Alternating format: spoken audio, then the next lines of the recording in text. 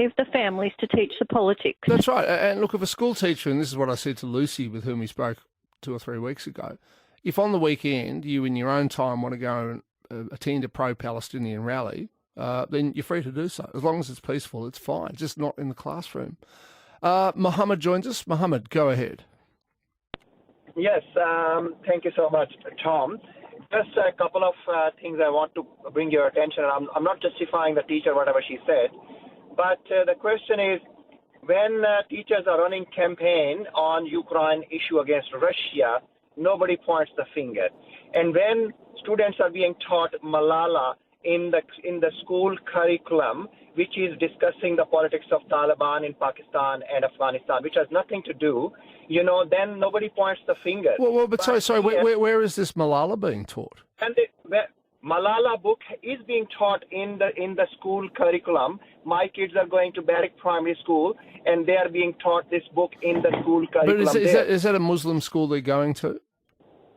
This is Barrack Primary School. This is a state-funded school. So this I'll be honest. I don't know anything about Malala, but I think the issue is, Mohammed, is if as long as both sides are taught. For example, if you're going to teach Russia-Ukraine, you would point out that for much of its history, Ukraine was part of Russia, and that the Ukrainian language is very similar to the Russian language and the people's traditions, and that's why on the border between the two countries, the people have divided loyalties. I mean, would you accept that, Mohammed?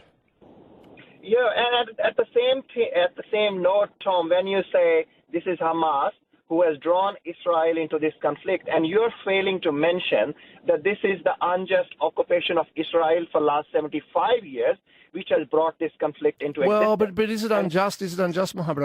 I mean, the United Nations brought Israel into being. Yes, so you're failing to mention that United Nations all resolutions over the last 75 years have not been implemented. So you're only saying that Hamas has created this conflict only 2 months ago.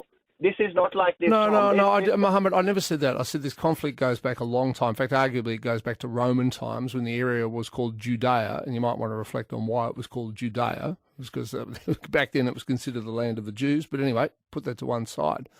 What I'm saying is you can teach, and I've studied the history of the area. I'm sure you have too. It is complex. Now, I'll ask you one question. Do you think Israel has the right to exist? I think Israel has got a right to exist, and we should follow the United Nations resolution for the two nations.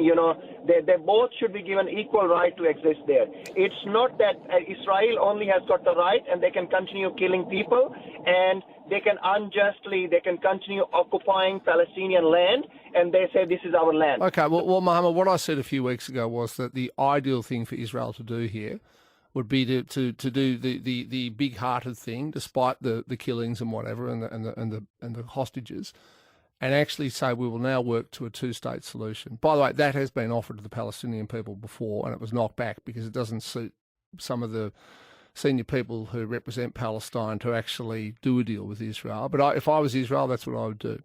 I'd offer a viable two-state solution, which would mean giving up some territory, but we'd say that's it. Israel has the right to exist. This entity, call it Palestine, has the right to exist. And then I'd build a very big wall between the two nations. Mohammed, thank you. I appreciate the call. But this is what I mean about